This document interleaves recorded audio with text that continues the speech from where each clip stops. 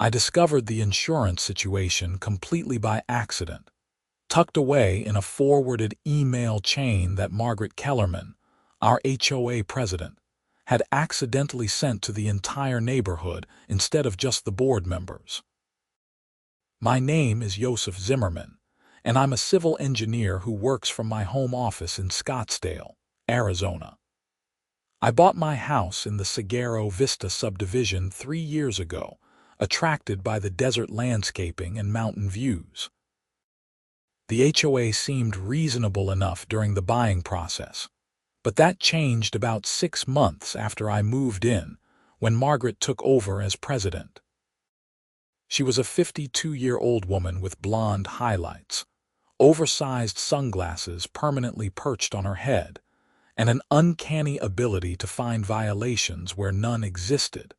The email that changed everything arrived on a Tuesday morning in March.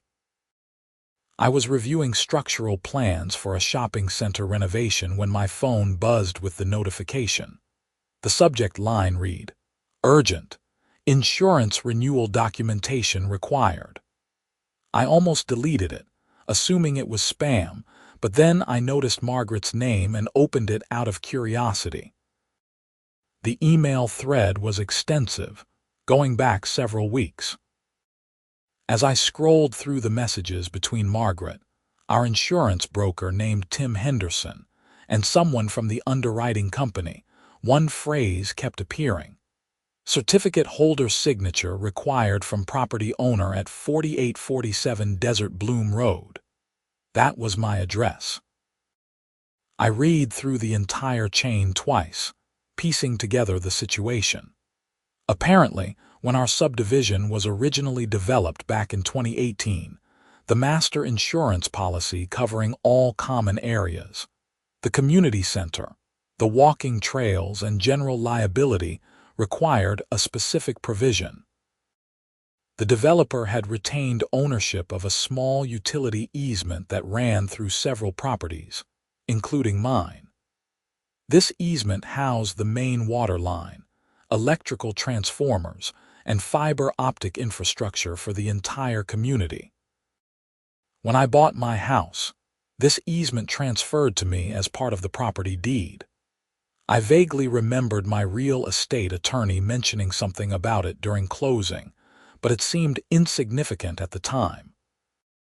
The easement was just a 10-foot strip along my back property line, clearly marked on the survey. What I hadn't realized was that the HOA's insurance policy classified this easement as a critical infrastructure component and required the property owner to act as a co-certificate holder on the policy. Every year, when the policy renewed, I needed to sign off on the coverage terms and liability waivers. According to the email chain, I had been signing these documents routinely for the past 3 years without really paying attention to what they were. Tim Henderson, the insurance broker, had written in his most recent email, "Margaret, I need to be crystal clear about this.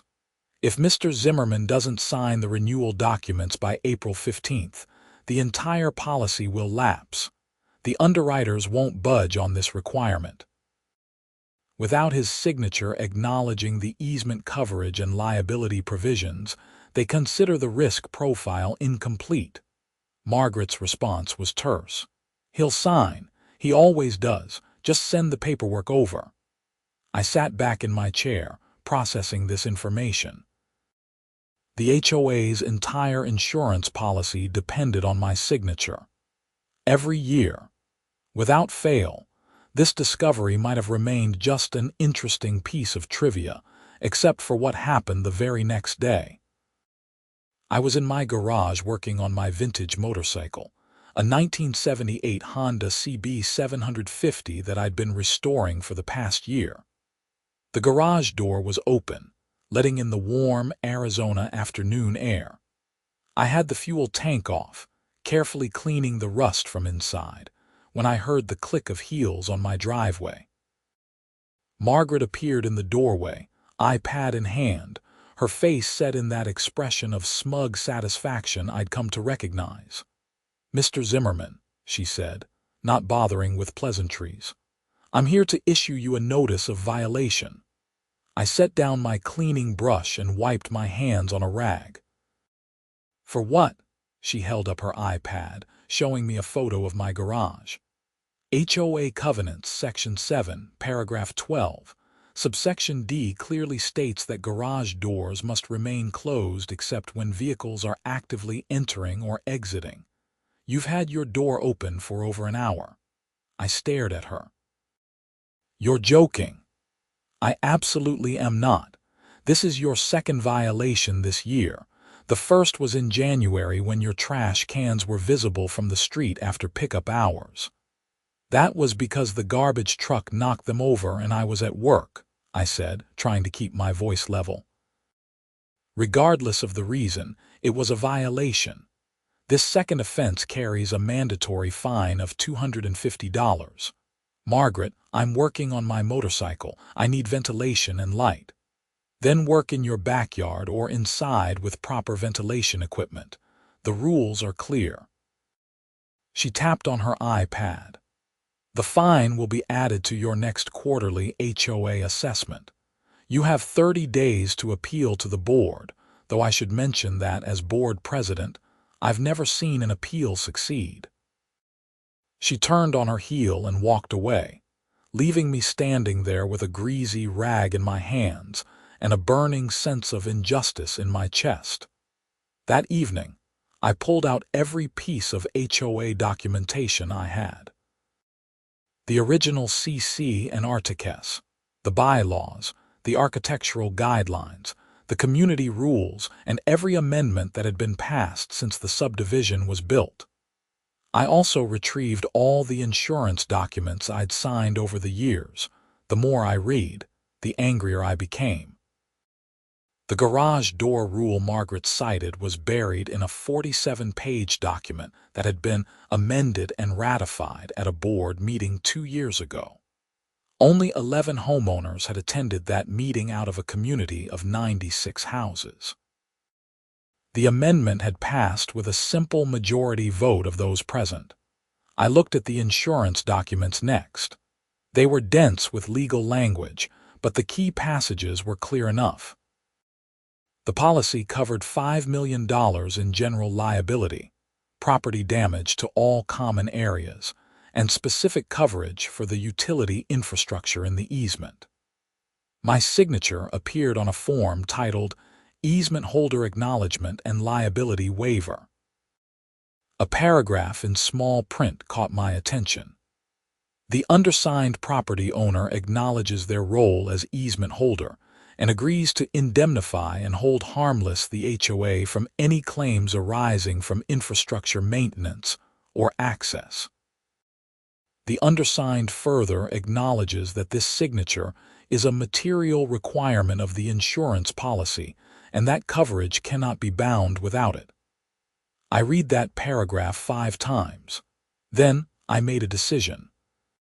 When the insurance renewal documents arrived via DocuSign 2 weeks later, I didn't sign them.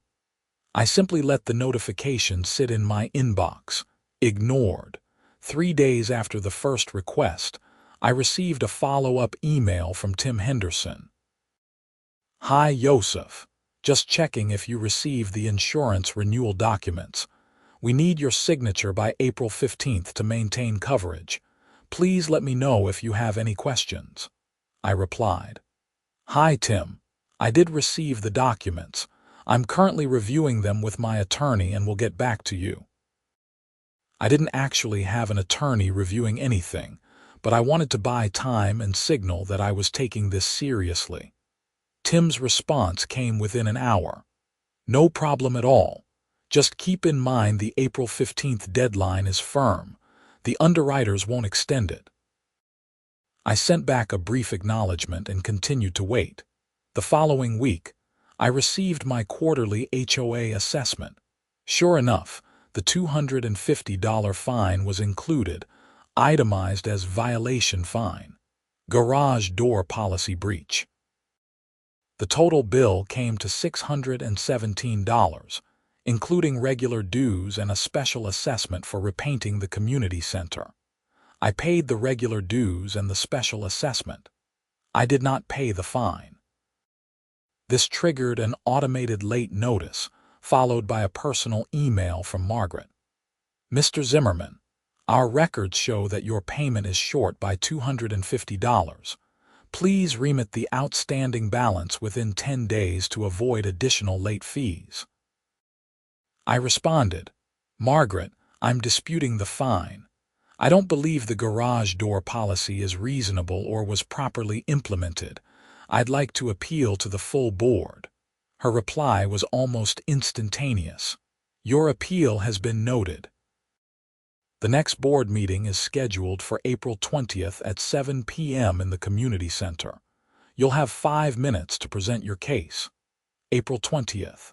That was 5 days after the insurance deadline. I sent another email. I'd like to request an earlier meeting as this is time sensitive for me. Margaret's response came the next day. The board meeting schedule is set annually and cannot be changed for individual homeowner concerns. You're welcome to submit a written appeal if you cannot attend. Perfect. She was making this easier than I'd expected. On April 10th, Tim Henderson sent a more urgent email.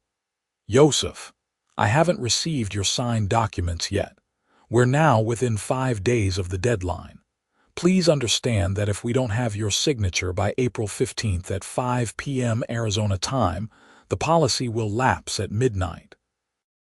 This will leave the HOA completely uninsured. Can you please confirm you'll be signing? I crafted my response carefully. Tim, I'm still reviewing the documents. I have some concerns about the liability provisions and how they interact with a recent fine the HOA assessed against me. I'm not comfortable signing anything until I better understand my obligations and rights. Tim called me directly 20 minutes later. He was a nice guy, mid-40s, with a slightly nervous energy that came through even over the phone. Yosef, hey, it's Tim Henderson. I got your email and wanted to talk this through.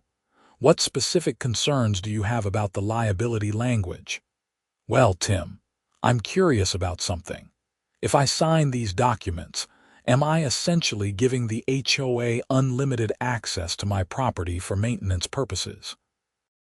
No, nothing like that. The easement already grants access for infrastructure maintenance. This signature just confirms you're aware of the coverage and won't sue the HOA if something happens with the utilities. And what if I don't sign? There was a long pause. Then the policy lapses. The underwriters are very strict about this requirement. What happens if the policy lapses? Another pause, longer this time. The HOA would be operating without insurance, which would actually violate their own covenants and probably Arizona state law for planned communities. They'd be personally liable for any accidents or damages in the common areas. It would be a significant problem. Interesting, I said. And has Margaret explained to you why she's fined me $250 for having my garage door open while working on my motorcycle? What? No, I don't know anything about that. She cited some obscure rule that was passed at a poorly attended meeting. It's a ridiculous overreach, and I'm not paying it. I'm appealing, but she won't schedule a board meeting until after your insurance deadline.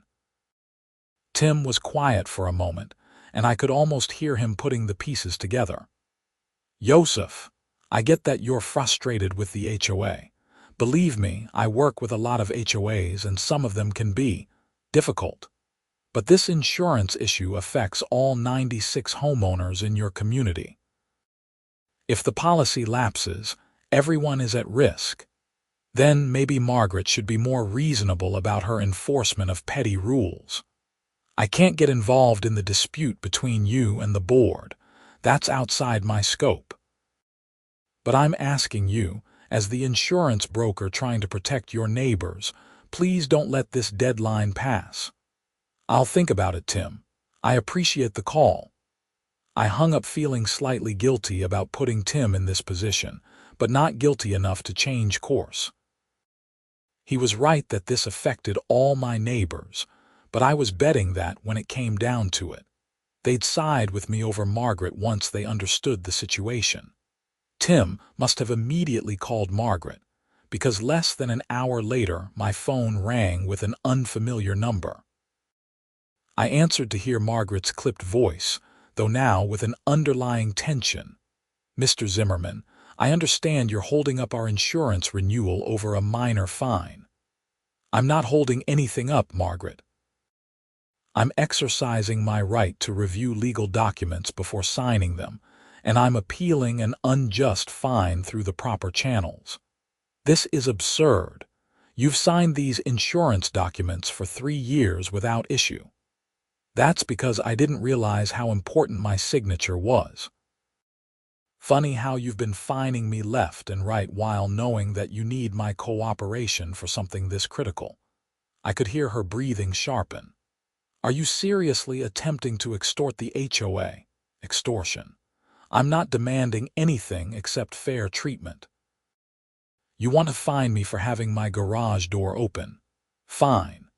But I'm going to exercise every right I have as a homeowner, including the right to carefully review insurance documents that make me liable for HOA infrastructure." "This is unbelievable. You're willing to put the entire community at risk because of a $250 fine. You were willing to assess a $250 fine for a completely harmless activity. You tell me who's being unreasonable." Margaret's voice went cold. "The board will hear about this." "Great. When's the emergency meeting?" She hung up without answering. April 15th arrived. I spent the day working on a beam analysis for a client, periodically checking my email. Tim sent 3 messages, each more desperate than the last. The final one, arriving at 4:30 p.m., simply said, "Yosef, please, last chance. Deadline is in 30 minutes. I didn't respond. At 5:15 p.m. my phone started ringing. "Margaret," I let it go to voicemail. She called 4 more times in succession, each time leaving increasingly frantic messages. "Mr. Zimmerman, sign the documents immediately. This is unconscionable behavior. I'm contacting our attorney. You'll be personally liable for any damages that occur." I listened to each voicemail with a grim satisfaction. Then I forwarded them all to my personal email account for safekeeping. The next morning, I received an email sent to the entire community from Margaret. The subject line was "Urgent Community Notice." The email read, "Dear Sagaro Vista homeowners, due to circumstances beyond the board's control, our community insurance policy has lapsed as of midnight last night. We are working diligently to resolve this situation and restore coverage as quickly as possible. In the meantime, please exercise extreme caution in all common areas. The community center, pool, and fitness facilities will be closed until further notice. Please contact me directly if you have any questions. Margaret Kellerman, HOA President." My phone started ringing within minutes. It was my next-door neighbor, Patricia, a retired teacher who'd lived in the community since it was built. "Yosef, did you see Margaret's email? What happened with the insurance?" "It's complicated, Patricia. But basically, the insurance company requires my signature on the renewal documents because of the utility easement on my property. And you didn't sign. Why not?" I explained the garage door fine and Margaret's refusal to schedule a timely appeal hearing. Patricia was quiet for a moment. "So you're holding the insurance hostage over a $250 fine." The way she said it made me feel defensive. "It's not about the money, Patricia. It's about Margaret's abuse of power. She's been fining people for ridiculous violations, making up rules as she goes along, and treating homeowners like we're her subjects. Somebody needed to stand up to her. By punishing all of us, I'm not punishing anyone. Margaret could resolve this in 5 minutes by rescinding the fine and apologizing. Instead, she's trying to play hardball. Patricia sighed. I understand your frustration. Margaret can be difficult, but people are worried. What if someone gets hurt in the common areas? What if there's a fire at the community center? Then Margaret should make this right. After I hung up with Patricia, I received 11 more calls from neighbors. I let most of them go to voicemail. The ones I did answer were split pretty evenly between those who thought I was being unreasonable and those who admitted they'd also had problems with Margaret's enforcement policies. One call stood out. It was from David, a lawyer who lived 3 streets over. Yosef, I don't know all the details of your situation, but I want you to be aware that if something happens while the community is uninsured, you could potentially be held liable for refusing to sign the documents, even if I'm being retaliated against for exercising my right to appeal. That's a complicated legal question. My advice as a neighbor and as an attorney is to be very careful. Document everything. Every interaction with Margaret, every email, every phone call. If this goes sideways, you'll want a clear record. I thanked him for the advice and spent the rest of the day creating a detailed timeline of events, complete with screenshots and saved emails. That evening, Margaret sent another community-wide email announcing an emergency board meeting for the following night, April 17th, at 7 p.m. The agenda had one item: discussion and resolution of insurance coverage lapse. I showed up 15 minutes early.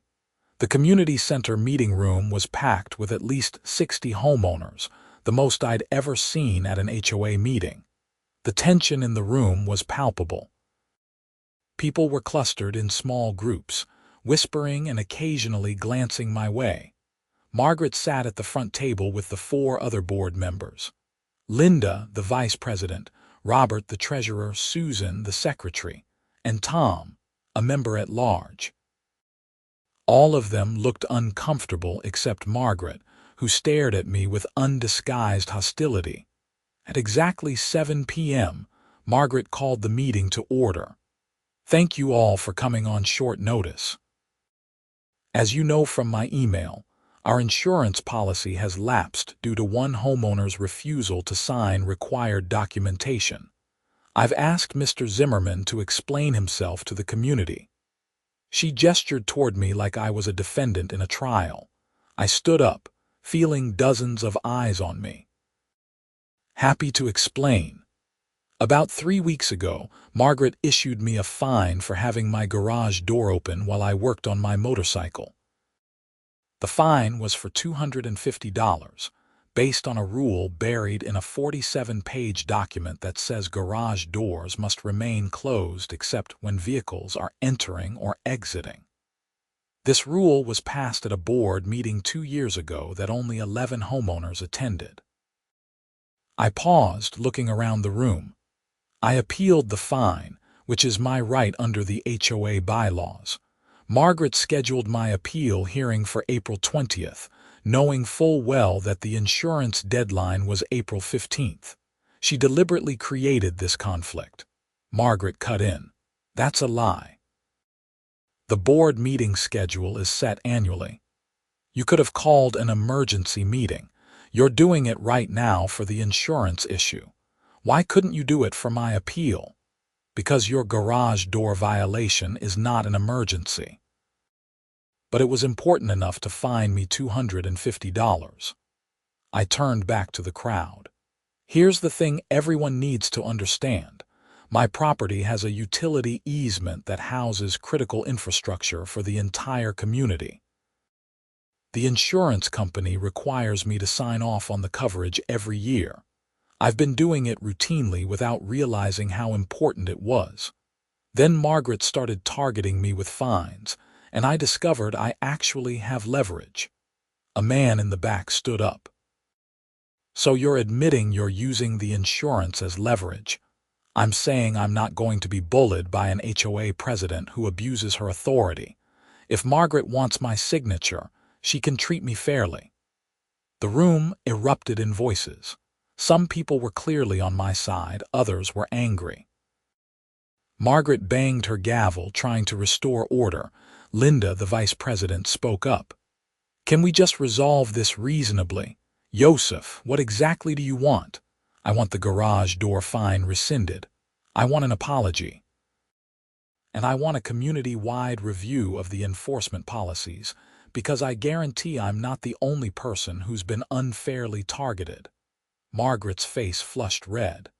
"We are not negotiating with someone who's holding the community hostage." Robert, the treasurer, looked pained. "Margaret, maybe we should consider—" "No, absolutely not. If we give in to this extortion, every homeowner will think they can manipulate the board." I pulled out my phone and started reading from Margaret's voicemails.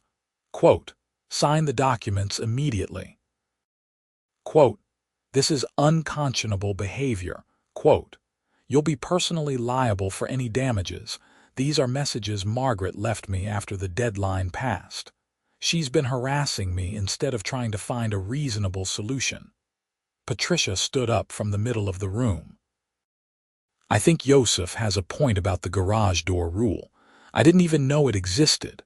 How many of us have had our garage doors open for more than just pulling cars in and out?" At least 20 hands went up around the room. So this is a rule that nobody knows about and nobody follows, but Margaret chose to enforce it against Yosef. That does seem arbitrary. Margaret was losing control of the room and she knew it. The rules exist for a reason. They maintain property values and community standards. By fining someone for working on a motorcycle in his own garage, Patricia shook her head.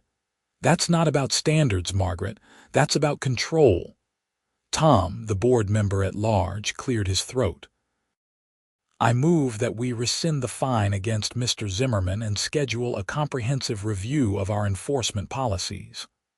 "Second," Susan said immediately. Margaret looked like she'd been slapped. "This is highly irregular." "Call the vote," Linda said quietly. Margaret had no choice. "All in favor of rescinding the fine and reviewing enforcement policies." 4 hands went up. Tom, Susan, Linda, and Robert. Opposed, only Margaret's hand rose. The motion passes 4-1. Linda looked at me. "Yosef, the fine is rescinded. Will you sign the insurance documents?" I should have said yes immediately. It would have been the gracious thing to do, the smart thing to do. But something in Margaret's expression, the barely contained fury, made me push a little further. "I want the apology." The room went silent. Margaret's jaw clenched. "You cannot be serious. You accused me of extortion. You harassed me with phone calls.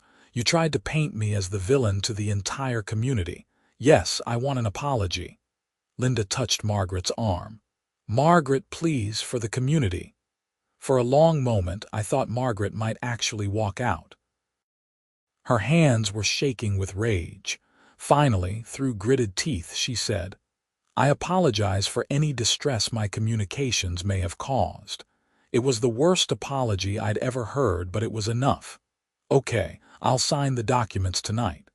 The relief in the room was audible. People started gathering their things. The crisis averted. I pulled out my phone and signed the DocuSign documents right there, holding up my screen to show Linda and Robert that it was done. Tim Henderson must have been monitoring the documents obsessively because I received a confirmation email within seconds. "Got it. Submitting to underwriters now. Coverage should be reinstated by tomorrow morning. Thank you." I thought that would be the end of it. I was wrong. Over the next week, I started noticing things. Small things at first. My trash cans would be knocked over between pickup and when I got home from my morning run. Someone left a passive-aggressive note on my windshield about parking too close to the curb. I received 2 more violation notices.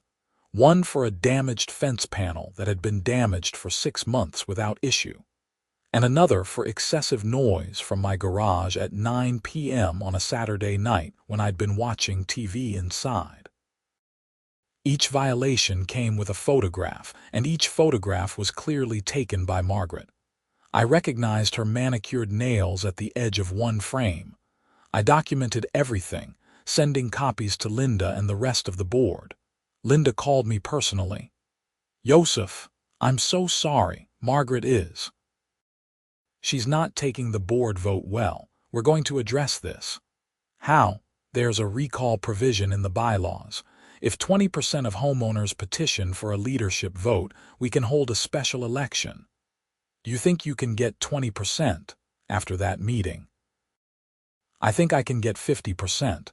People are fed up." Linda was right. Within 2 weeks, she had signatures from 38 homeowners, nearly 40% of the community.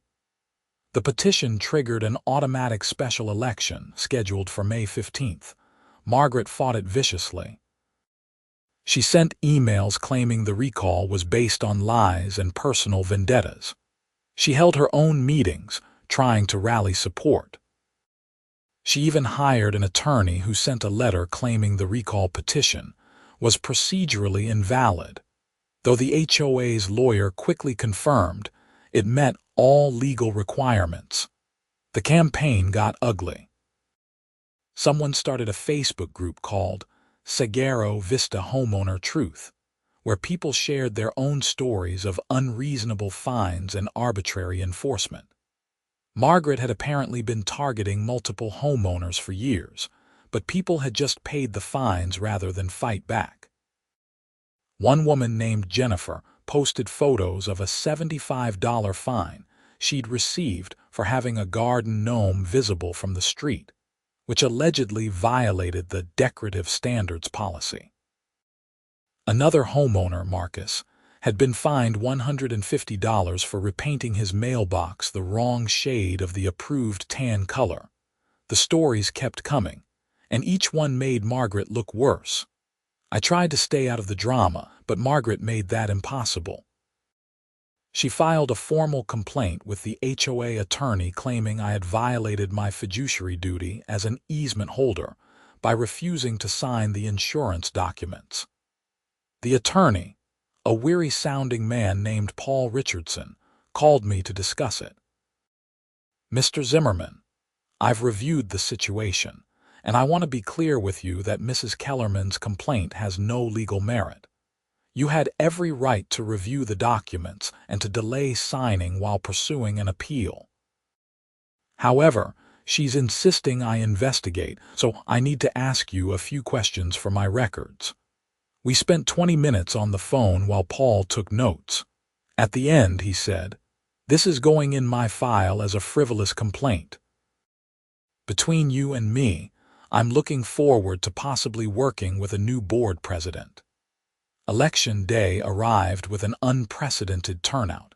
71 homeowners showed up to vote, shattering the previous record of 23. Linda ran against Margaret for president, while the other board positions remained uncontested. The votes weren't even close. Linda won with 59 votes to Margaret's 12. Margaret didn't attend the vote counting. She sent an email to the board that evening, resigning not just as president but from the board entirely, effective immediately. The email contained no explanation, no farewell, just a curt statement of resignation. Linda took over the next day and immediately implemented changes.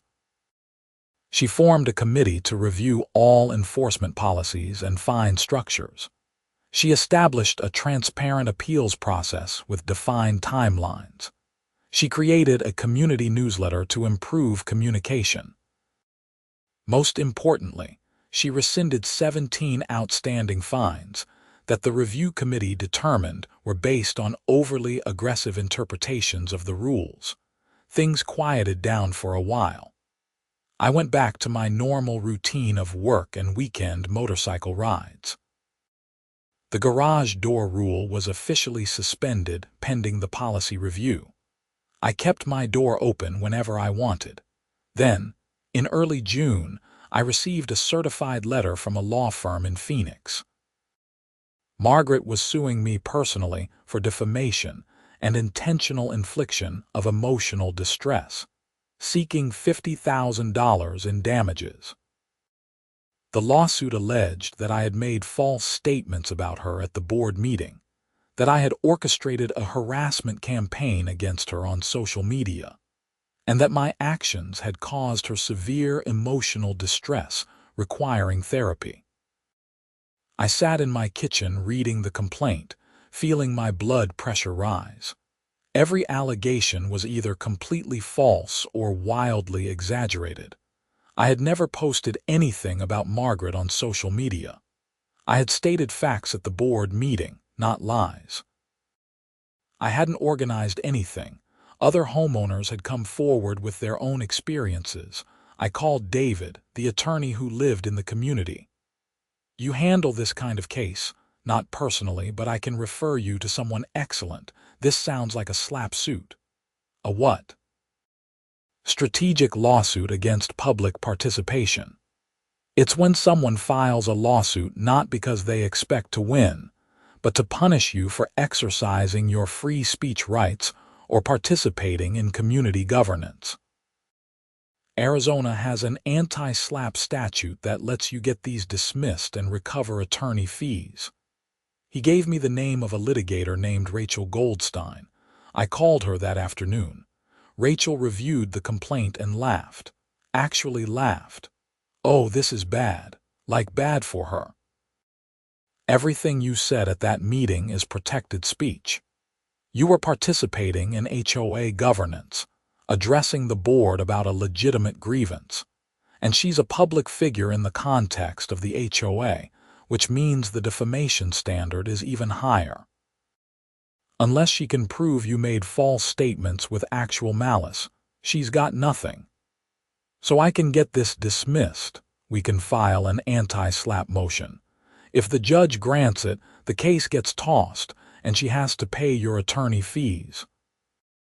I'd estimate this will cost her $20,000 to $30,000 by the time we're done. And what does it cost me? I'll need a $5,000 retainer to start. But if we win the anti-slap motion, you'll likely recover most or all of that from her." I thought about it for approximately 10 seconds. "Let's do it." Rachel filed our response and anti-slap motion 3 weeks later. The motion included declarations from Linda, Patricia, and 4 other homeowners attesting to the accuracy of my statements and describing their own negative experiences with Margaret's enforcement policies. Margaret's attorney filed an opposition that was heavy on outrage and light on legal authority. Rachel's reply brief systematically demolished every argument. The hearing was scheduled for August 12th at the Maricopa County Superior Court in Phoenix. I took the day off work and met Rachel at the courthouse. Margaret was there with her attorney, a young guy in an expensive suit who looked uncomfortable. Margaret herself looked diminished somehow, older and less certain than I'd ever seen her. The judge, a no-nonsense woman named Judge Patricia Hernandez, had clearly read all the briefs carefully. She started the hearing by addressing Margaret's attorney. "Counselor, I've reviewed your opposition to the anti-slap motion, and I'm struggling to see how your client can prevail on any of these claims. Mr. Zimmerman was participating in a duly noticed HOA meeting, addressing the board about a fine he believed was unjust. How is that not protected speech?" Margaret's attorney stumbled through an argument about the tone and manner of my statements, suggesting I had implied things about Margaret's character that went beyond the facts. Judge Hernandez wasn't buying it. What specifically did he say that was false? The attorney flipped through his notes. He claimed that Mrs. Kellerman deliberately scheduled his appeal hearing after the insurance deadline to create a conflict. Was that false? We believe it mischaracterizes her intent. Intent is irrelevant for these purposes. Was the appeal hearing in fact scheduled after the insurance deadline? Yes. And did Mrs. Kellerman have the authority to schedule an earlier emergency meeting if she chose to? The attorney hesitated. Theoretically, yes. Then Mr. Zimmerman's statement appears to be factually accurate, and his inference about motivation is protected opinion. What else do you have? It went downhill from there. Judge Hernandez systematically rejected every argument, growing visibly impatient with what she clearly viewed as a frivolous lawsuit. Finally, she ruled from the bench. The anti-SLAPP motion is granted. All claims are dismissed with prejudice. Mr. Zimmerman is entitled to reasonable attorney fees, to be determined by affidavit. Mrs. Kellerman, you had every right to be upset about the insurance situation, but filing a meritless lawsuit as retaliation for protected speech is exactly what the anti-SLAPP statute was designed to prevent. I strongly suggest you consult with competent counsel before filing any future litigation. Rachel submitted an affidavit requesting $28,000 in fees and costs. Margaret's attorney didn't even file an opposition. The judgment was entered in September. Margaret tried to avoid paying. Rachel had to initiate collection proceedings, which added another $5,000 to the judgment. Finally, in October, Margaret's bank account was garnished and the full amount was paid. I thought that would finally be the end of it, and for a while it was. Linda proved to be an excellent HOA president. The Policy Review Committee recommended sweeping changes that were approved at the November annual meeting. The new enforcement guidelines emphasized education and warnings over fines, limited penalties to genuinely important violations like safety issues or major aesthetic problems, and created a streamlined appeals process. The garage door rule was eliminated entirely, along with a dozen other petty restrictions that had been passed over the years without real community input. Property values actually increased. Turns out people prefer living in communities where the HOA isn't a constant source of stress and arbitrary fines. I became friendly with several neighbors I'd barely known before, bonded by our shared experience of Margaret's reign. We started an informal monthly gathering at a local brewery, just to stay connected and ensure the HOA remained accountable. Margaret herself moved out of Saguaro Vista in January. I heard through the neighborhood gossip network that she'd sold her house and relocated to Tucson. Part of me felt bad about how everything had played out, but mostly I felt relief that she was gone.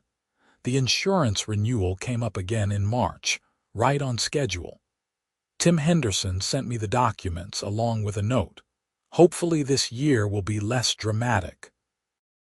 I signed them immediately, without any hesitation or drama. The whole process took about 3 minutes, but here's the thing I learned from that entire experience. Sometimes the power you have isn't about money or position or authority. Sometimes it's about being willing to stand up when something isn't right, even if it's inconvenient, even if it makes you unpopular, even if there's a risk involved. I'm an engineer. I solve problems by analyzing systems, identifying weak points, and applying precise pressure where it's needed. The HOA system had a weak point, a structural dependency that nobody had really thought about. When I recognized it and understood its implications, I had a choice. I could ignore it and let Margaret continue her petty tyranny, or I could use that leverage to force a change. I chose to force the change, and yeah, it was uncomfortable for a while. People were angry at me. I lost sleep. I had to hire a lawyer and deal with a lawsuit, but the end result was a better community for everyone. Linda sent out a community newsletter in April, 1 year after the insurance crisis. It included statistics showing that fine assessments were down 87% compared to Margaret's tenure, while compliance with important rules like pool safety and fire lane parking was actually up. Turns out people are more willing to follow rules when they're reasonable, and when enforcement isn't arbitrary. The newsletter also mentioned that our community's reputation had improved significantly. Real estate agents were actively marketing Sagaro Vista as a well-managed HOA community, which was apparently rare enough to be a selling point. I kept the newsletter, along with all the other documents from that period. The violation notices, the emails, the legal filings, the court judgment. I don't look at them often, but they're there. A reminder of what happened when someone finally said no to the HOA president who thought she could fine people for having their garage doors open. My motorcycle restoration is finished now. It's a beautiful machine, all chrome and deep blue paint, running perfectly after months of careful work. I ride it most weekends, usually up to the mountains where the air is cooler and the roads twist through pine forests. Sometimes, when I'm working on it in my garage with the door wide open, neighbors will stop by to admire it or chat about their own projects. Patricia brought over her grandson once, a kid about 12 who was fascinated by the vintage bike. I let him sit on it and explained how the engine worked. That's what a community should be.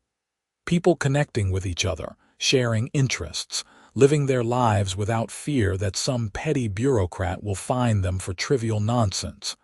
The insurance documents still arrive every March. I still have to sign them. That structural dependency remains, a quirk of how the development was originally set up and how the easement ended up on my property. But now, it's just a routine administrative task, not a weapon or a point of conflict.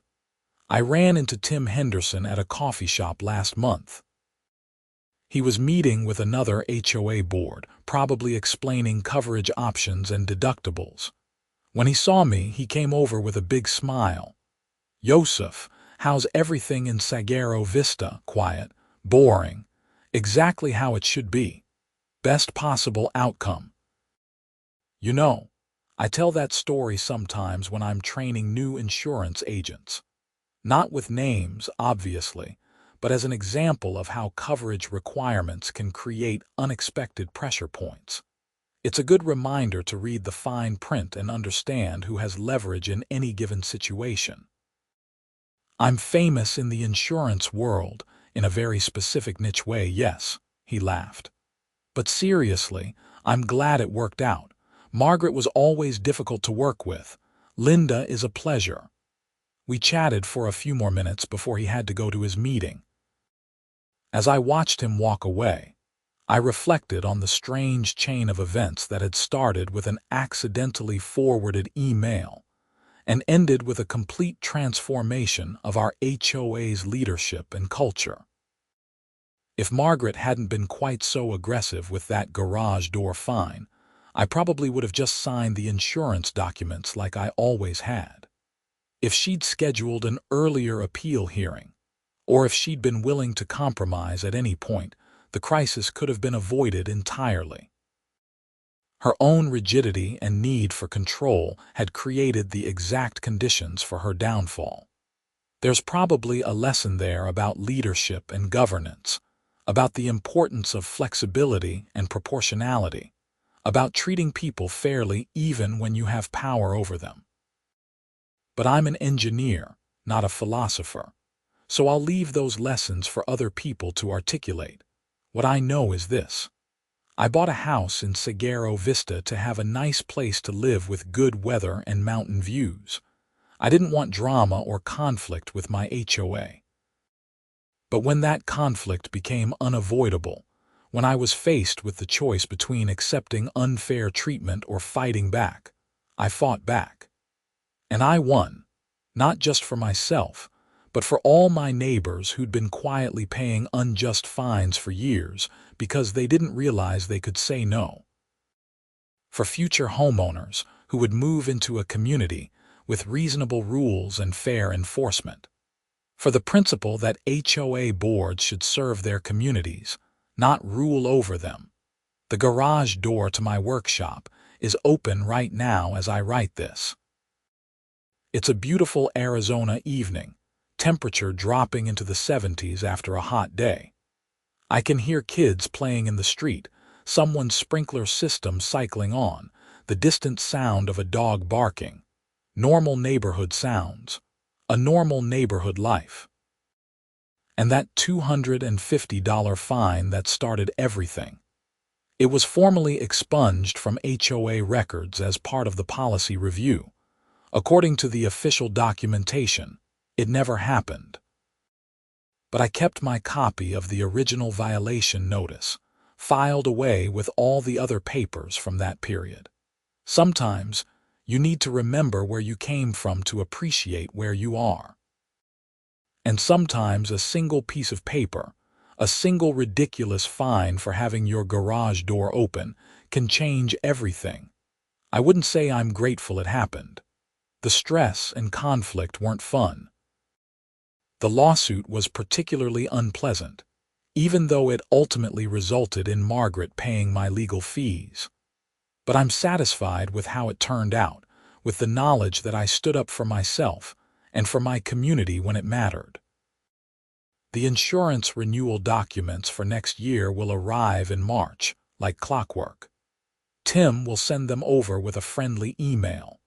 I'll review them briefly, confirm nothing has changed, and sign them within a day or two.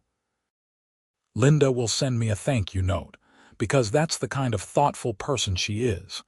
And life in Sagaro Vista will continue, peaceful and drama-free, exactly as it should be. That's the real victory, I think. Not the recall election or the dismissed lawsuit or even the rescinded fine. The real victory is that we live in a community where people can have their garage doors open while working on their motorcycles, where rules are reasonable and enforcement is fair, where the HOA serves the residents instead of the other way around. It's a small thing in the grand scheme of the world's problems. Just a neighborhood in Scottsdale, Arizona, with better HOA governance than it used to have. But for the 96 families who live here, it matters. It matters a lot. And it all came down to one simple realization. Their entire HOA insurance depended on my signature, and I stopped signing after they fined me. Sometimes the smallest leverage, applied at exactly the right moment, can move the world. Or at least, move your HOA in the right direction.